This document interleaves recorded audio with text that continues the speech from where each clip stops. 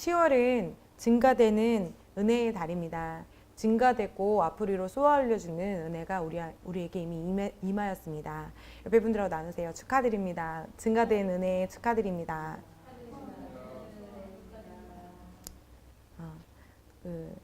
증가되는 은혜가 여러분의 삶 안에 그 간증들이 넘쳐나게 될 것을 감사드리고, 또 그렇게 감증들이 넘쳐날 것에 대해서 이미 우리는 축복받았고 축하드립니다. 우리는 축하의 인생입니다. 은혜에 대하여 지식 안에서 알아가십시오. 은혜에 대해서 지식을 인식하십시오. 은혜에 대하여 성경 공부를 많이 하도록 하셔야 합니다. 그래서 은혜에 대한 7가지에 대해서 오늘은 나누고자 합니다. 첫 번째로는 은혜는 다른 사람들이 나를 기꺼이 받아들이게 합니다 라는 말씀입니다. 많은 사람들이 삶에 대하여 이야기를 나누는 것을 잠시 나누고 싶은데요. 어떠한 사람들은 그가 취업 인터뷰를 하러 가서 면접할 때 그 면접관들이 본인의 자신을 썩 마음에 들어 하지 않았다고, 면접을 잘못 보았다고 이렇게 실망하여서 돌아오는 것에 대해서 많이 들을 수 있었습니다. 또 다른 그리스도인의 경우, 다른 사람의 경우에는 자신이 오랫동안 좋은 관계, 좋은 방향으로 관계를 이렇게 발전시키고 사귀어온 친밀한 관계의 사람들과 수없이 깨어졌다고, 반대에 서버렸다고 사람들의 관계에 대해서 이야기하는 것들을 쉽게 주변에서 또 들을 수 있었습니다. 그러나 하나님의 은혜가 역사하심과 그 은혜의 능력을 알고 있는 하나님의 자녀들은 이러한 경험은 할 필요가 없는 것입니다. 왜냐하면 은혜가 다른 사람들을 기꺼이 나를 받아들이게, 받아들이게 하는 은혜가 이미 그리스도 안에 삶에 있기 때문입니다. 요셉의 이야기를 나누고자 합니다. 요셉의 형들은 자기 자신의 동생인 요셉을 애굽으로 노예로 팔아버렸습니다. 성경에는 그의 주인 보디발은 주께서 요셉과 함께 하심을 보았고, 요셉이 그의 목전에서 은혜를 얻어 그를 섬기니 그가 요셉을 그의 집을 관리하는 관리인으로 세워 그가 소유한 모든 것을 그의 손에 맡기리나 이렇게 말씀하셨어요.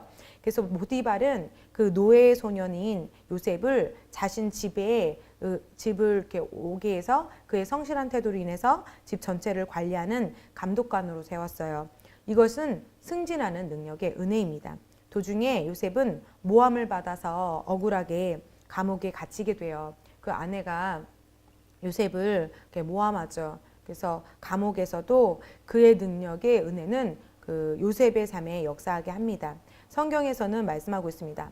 간수가 감옥에 있는 모든 죄수들을 요셉의 손에 맡겼으므로 간수는 그의 손에 있는 것은 어떤 것이라도 돌아보지 않았으니 이는 주께서 그와 함께 하셨고, 이렇게 요셉이 한 가정의 감독으로 최선을 다했고 은혜가 임했는데, 어떠한 모함 때문에 그곳에서 떠나 감옥에 가게 되었는데, 감옥은 더 확장된 장소잖아요.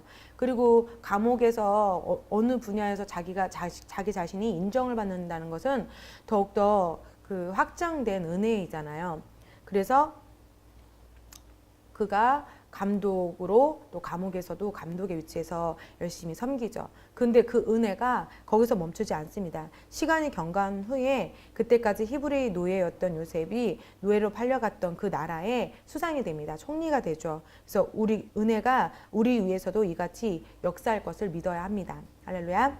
그러므로 사람들은 만약 나 자신 자체를 좋아하게 되고 여러분에게 은총을 베풀기로 선택하게 되는 구체적인 일들이 일어나게 하는 것들을 이해하셔야 합니다. 그러나 많은 그리스도인들이 이러한 은혜의 일들을 지식을 또 알지 못하기 때문에 많은 사람들이 자기 자신을 생각해서 주변 사람들이 자기 자신을 좋아하지 않는다고 말하거나, 또 자기 자신을 좋아하지 않는 사람이 너무 많다고 생각하거나 자기의 연민에 빠지는 그리스도인들도 참 많이 있습니다.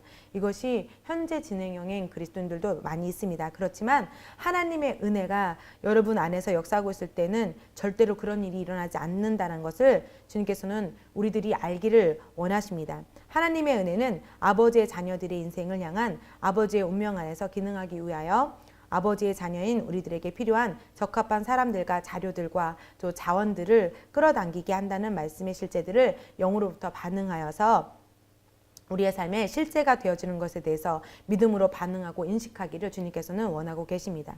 이것은 모든 사람들이 여러분을 좋아하게 될 것이라는 의미가 아니라 호의와 그 은혜를 주님으로부터 주어져서 가지고 있는 모든 사람들은 우리들을 좋아하게 될 거라는 의미입니다. 그러니까 하나님의 호의를 알고 하나님의 은혜를 아는 모든 그리스도인들은 여러분에게 호의를 베풀고 여러분들을 좋아하게 될 것입니다. 예수님을 보십시오. 성경에서는 많은 사람들이 예수님께로 와서 주님께서 하시는 말씀을 기쁘게 들었다고 말씀에 증거하고 있고요. 또 심지어 어린아이들까지도 예수님을 쫓아와서 예수님을 사랑하고 예수님의 그 만지심을 기뻐했어요. 그래서 주님은 어린 아이들을 돌려보내지 아니하고 또 그들도 주님을 사랑하고 기뻐하는 모습을 성경의 말씀을 통해서 볼 수 있습니다. 그래서 은혜가 여러분 안에서 역사하게 되면 여러분에게는 절망과 실망의 이야기가 없게 되는 것입니다. 오히려 저와 여러분에게 적합한 사람들과 또 합당한 상황들을 끌어당기는 신선한 그 기운이, 초자연적인 영역들이 우리들 주변에 늘 있게 될 것입니다. 이러한 은혜가 우리와 함께하면 혹시 저와 여러분들은 무시하는 사람들이 우리의 삶에 있다 하더라도 그런 관계 사람들의 삶으로부터 능가하는 삶이 될 것입니다. 직장이나 또 학생은 학교에서나 또 가정에서나 어느 곳에서든지 여러분이 그 사람들의 삶으로부터 받아들여지지 않을까 절대로 노심초사하지 마십시오. 여러분에게는 필요한 모든 것이 오직 하나님의 은혜가 우리의 삶에 임하였음을 알고 그러한 실제들이 삶에서 역사하게 하는 것들을 알아야 하는 것입니다. 이곳에는 나를 좋아하는 사람이 한 명도 없어 라고 말하는 대신에 하나님의 은혜가 내 안에 역사하고 있기 때문에 나를 만나는 모든 사람들은 나를 좋아하게 되어 있어 라고 여러분들의 입으로 고백하고 또한 여러분의 생각의 사고들을 바꾸십시오. 하나님의 은혜가 여러분 안에 역사하고 있고 우리들은 이 은혜를 의식할 때 성도님들을 비방하는 사람들도 하나님의 자녀인 저와 성도님들에게 탁월하고 아름다운 것이 있음을 알아차리고 더 이상 여러분들을 무시하거나 부인하지 못하게 될 것입니다. 두 번째로는 은혜에는 특권을 누리게 하는 특별한 하나님의 호의가 있습니다. 우리는 아브라함의 씨이고 또 아브라함의 축복이 우리들 안에서 역사하고 있습니다. 그 축복은 우리가 어떠한 상황에 처하든지 우리들이 번영을 보증합니다. 어떠한 사람들은 자신들이 다른 사람들에 의하여 어떻게 속임을 당했고 또 때로는 사기를 당했고 또 희생도 당했고 그들에게 밀려났고 또 비통하다고 말하고 불평하는 것을 볼 수 있습니다. 그러나 자기 자신들이 실패한 원인으로 이러한 핑계를 대는 것입니다. 하나님의 은혜는 이러한 것들이 이루어지지 않습니다. 말씀을 통해서 보도록 하겠습니다. 아브라함의 은혜인데요. 창세기서 12장 2절은 이렇게 말씀하고 있어요. 내가 너로 큰 민족을 이루게 할 것이며 내가 내게 복을 주고 내 이름을 위대하게 하리니 너는 복이 되리라. 이렇게 말씀하고 계시거든요. 근데 아브라함이 그의 조카와 롯은 그 소유한 짐승의 떼가 많아졌어요. 너무 많아져서 그 차지한 땅에 아브라함의 조카와 그 삶의 모든 부분을 수용할 수 없게 돼요. 풀도 이렇게 양이 너무 많아서 양떼가 너무 많아서 이렇게 풀도 같이 공유할 수 없게 되고 물도 같이 공유할 수 없게 되고 너무 많이 복잡한 그런 상황이 처하게 돼요. 그래서 가축의 목자들 사이에서 서로 다툼이 일어나는 거예요. 롯의 그 목자와 또 아브라함의 목자가 서로 다툼이 일어나는 거예요. 양을 잘 키워야 되는 그런 몫이 있기 때문에 그들에게 싸움이 일어나는 거죠. 그래서 아브라함은 이런 것을 바라보고 기뻐하지 않았어요. 그래서 아브라함이 롯을 불러서 조카를 불러서 목자들이 서로 다투지 않도록 각자 자기의 길에 서서 가자고 갈라져서 가자고 이렇게 제안을 해요. 그래서 짐승의 떼들이 장막에 칠 곳을 광대한 땅 중에서 이렇게 언덕백에 올라가서 고르라고 하는데 성경에서는 롯이 눈을 들어서 그가 보기에 가장 좋은 땅, 이렇게 활성화된 땅, 그냥 무역이 잘 되어 있는 땅, 이런 땅에 보게 되죠. 그래서 아브라함은 자신이 복된 사람인 것을 알았기 때문에 어느 땅을 갖게 되든지 상관하지 않았어요. 네가 조카인데 삼촌한테 좋은 것을 양보해야지 이렇게 하지 않고요. 그 복된 사람은 은혜가 주어진 것에 감사하고요. 주님의 은혜를 사랑하는 사람들 태도는 자신에게 무엇이 주어지든지 전혀 상관하지 않고 그 위치에서 성장하기 시작해요. 그래서 하늘 아버지의 자녀들은 자기 자신에게 무슨 일이 일어나든지 본인으로부터 번영하는 복을 지니고 있음을 알고 있기 때문에 염려하지 않아요. 그래서 롯과 아브라함의 관계에서도 롯이 아무리 좋은 땅을 본인이 선택하여서도 아브라함은 아무런 이야기하지 않고 그렇게 너가 좋은 것을 선택했으니 그렇게 하라고 해요. 믿음으로 아브라함은 그 땅 중에서 자신의 소유를 또한 취해요. 아브라함의 축복이 실제적으로 그곳에 임하기 시작합니다. 그러나 좋은 땅처럼 보였던 롯의 땅은 소돔은 하나님의 심판이 임해서 결국 그 불로 멸망하게 되어 있지요. 그래서 우리들은 아브라함의 씨이며 하나님의 그 축복이 아브라함의 축복이 우리들 영 안에 있다라는 것을 인식하셔야 돼요. 그래서 축복이 여러분이 어떤 상황에 처해 있든지 번영을 보증하는 거예요. 근데 은혜는 번영을 보증하는 거예요. 할렐루야. 다른 성경 인물 이야기입니다. 이삭이 우물을 팠는데요. 우물을 4개나 팠어요. 4개나 팠는데 다른 사람들도 우물을 찾았는데 실패했던 물들을 발견한 것은 이삭 안에서 역사하고 있는 은혜의 축복이 있었기 때문이에요. 이삭은 여러 번 성공했고 4번이나 성공하였고 다른 사람들은 단 한 곳도 우물을 발견하지 못해요. 그래서 그 우물을 빼앗아 버리고 심지어는 그 애써 힘들게 이삭이 판 그 우물을 메꿔버려요. 돌로 메꿔버리죠. 그래서 이러한 그런 상황을 바라보면서 이삭이 불평을 하거나 또 그러한 사람들과 다투거나 그러한 일을 선택하지 않고 오히려 다른 곳에 가서 우물을 발견하는 데 집중하고 또 결국 은혜 안에서 우물을 발견하고 또한 삶을 물과 함께 이렇게 생명을 유지하는 그 말씀을 볼 수가 있어요. 야곱은 아무런 재산도 가지지 않고 그의 아비의 집을 떠났음에도 야곱을 번영하게 한 것은 야곱 안에서 역사하는 그 하나님의 은혜의 축복이 있었기 때문이에요. 우리들이 이 진리들을 붙잡게 된다면 우리들의 삶에서 단 하루도 불이익을 당하거나 절망하는 날이 없게 될 것입니다. 이러한 은혜는 아브라함의 축복이 우리 안에서 동일하게 24시간 내내 하루 종일 역사하고 있음을 우리들이 알고 있기 때문입니다. 하늘 아버지의 은혜의 축복은 우리들에게 특권을 주는 것입니다. 할렐루야. 세 번째로는 은혜에는 호의가 있어요. 신명기 28장 13절 한번 읽어보실까요? 시작.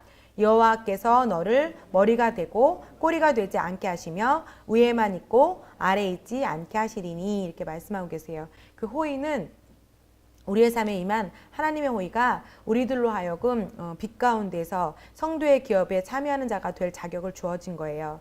그래서 은혜는 우리가 꼬리가 아니라 우리의 삶에서 머리가 될 자격이 주어진 거예요. 호의는 머리가 되는 자격을 주어지는 거예요. 스스로가 고백하겠습니다. 호의는 머리가 되는 자격입니다. 하나님께서는 나를 머리가 되게 하셨습니다. 하나님께서는 나에게 호의를 베푸셨습니다. 하나님 아버지 감사합니다. 네 번째로 우리는 그 은혜가 우리에게 기쁨을 가져온다는 것을 알아야 합니다. 대부분 많은 그리스도인들이 기쁨의 능력을 이해하지 못하며 기쁨을 표현하지 않습니다. 그래서 이렇게 하하하 이렇게 웃는 기쁨을 같이 취하자 그러면 되게 낯설어하기도 해요. 근데 그 기쁨을 표현하는 것입니다. 그것이 은혜가 우리 안에서 기능할 때 은혜는 영광으로 가득하고 가득 차 있다고 말할 수 있는 기쁨 가운데 나타나기 때문에 우리는 항상 웃어야 하는 것입니다. 다른 사람들이 여러분이 왜 그렇게 기쁨으로 가득 차고 계속해서 진보하고 그렇게 웃는지 절대로 이해하지 못할 것입니다. 그러한 이유는 우리 안에 있는 것, 바로 은혜의 삶이 하나님의 은혜가 우리 안에서 생겨난 주님의 기쁨이 있기 때문입니다. 다섯 번째로는 은혜는 우리의 삶에 관대함을 가지고 옵니다. 고린도후서 8장 7절입니다. 함께 읽으실까요? 너희가 모든 일 곧 믿음과 말과 지식과 모든 열심과 우리를 사랑하는 일에 풍성한 것 같이 이 은혜에도 풍성할지니라. 예, 관대함은 여러분에게 쌍방향 통로, 그 주고받는 그 통로를 열어줍니다. 주는 것은 은혜입니다. 우리가 은혜 안에서 은혜가 우리 안에서 역사하게 될 때 우리는 즉시 주는 자가 되는 거예요.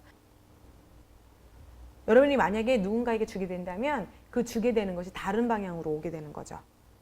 쌍방향으로 오게 되는 거죠. 그래서 주는 게 내가 항상 주는데 나 손해보는 거 아니에요? 이렇게 말하고 있지만 받는 거와 연결이 되어 있습니다.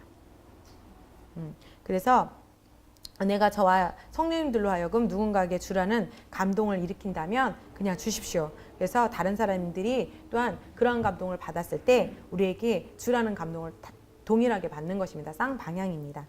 여섯 번째로 은혜는 우리의 삶에 즐거움을 가지고 옵니다. 하나님께서는 아버지의 자녀들이 행복한 것과 즐거운 인생을 사는 것에 관심을 가지고 있으십니다. 하늘 아버지께서는 여러분이 하는 모든 일에서 기쁨을 얻기 원하시고 또 은혜는 여러분에게 바로 그 즐거움을 가져다 줍니다. 이 은혜는 여러분으로 하여금 하나님의 일들에서 즐거움을 취하도록 도와줍니다. 마지막 일곱 번째로 은혜는 우리의 삶의 은사들을 가지고 오는데요. 은사의 삶은 남들이 할 수 없는 일들을 할 수 있게 하고요. 그 불가사의한 능력을 우리의 영 안에 두어서 그것을 능가하게 합니다. 예를 들어서 글을 이렇게 은사로 쓰게 하거나 노래하는 은사가 될 수도 있고요. 누군가를 치료하는, 고치는 능력이 올 수도 있습니다. 여러분의 삶에, 그러니까 우리들의 삶에 그 성령님과 함께 집중하여서 영의 환경과 또 상황에 또 잘 들여다보시고 우리에게 주어진 그 은사들, 선물들을, 은혜들을 잘 영의 세계를 개발하는 것, 그리고 성령님과 집중하는 것이 중요합니다. 이렇게 집중하여서 영의 세계를 들여다보게 되고 은혜가 여러분 안에 둔 은사와 능력에 정말 놀라게 될 것입니다. 우리들에게 있어서 은혜가 임하신 것이 외부로부터 작동하도록 쓴뿌리들을 제거하기 시작하십시오. 가시나무와 같은 마음을 제거하시고요. 그리고 돌뿌리와 거칠게 거친 것들이 많은 마음의 밭을 개경하기 시작하십시오. 감정 기복을 부리지 마십시오. 이러한 것들로 인해서 그 오는 은혜들의 축복들이 오염되고 우리의 삶에 임하지 못하도록 지혜롭지 못한 생각들과 행동들을 이제 그만 멈춰야 하는 것입니다. 다른 사람들을 향한 겸손한 마음가짐과 또 행동으로 구체적인 태도를 취하시고요. 불평과 불만으로 대면하여서 외부로부터 오는 증가되는 그 은혜들을 공급받지 못하는 그러한 일들이 이렇게 은혜의 혈관이 막히지 않도록 그러한 일들을 하는 것을 멈추십시오. 또 저와 여러분들이 하나님의 말씀의 지혜를 가지고 전진하는 지혜로운 아버지의 특권을 가진 자녀들이라는 것을 인식하십시오.